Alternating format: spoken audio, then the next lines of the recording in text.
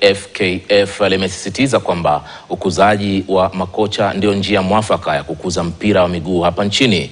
Akizungumza na wanahabari, naibu rais wa shirikisho la soka nchini Doris Petra amesema kwamba shirikisho limejitahidi ili kufanikisha ndoto ya wachezaji wa soka nchini. Coaches in Kenya from 2018 we started by training trainers. At that time, we were not calling them educators.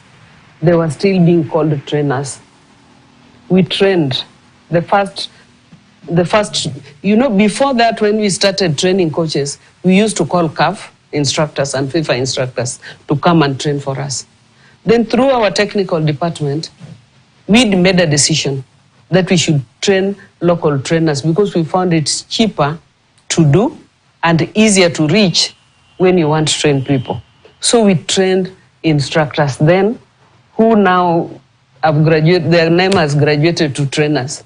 We have several of them, and in almost every province, I can't say branch, in almost every province we have a trained trainer, a trained coach trainer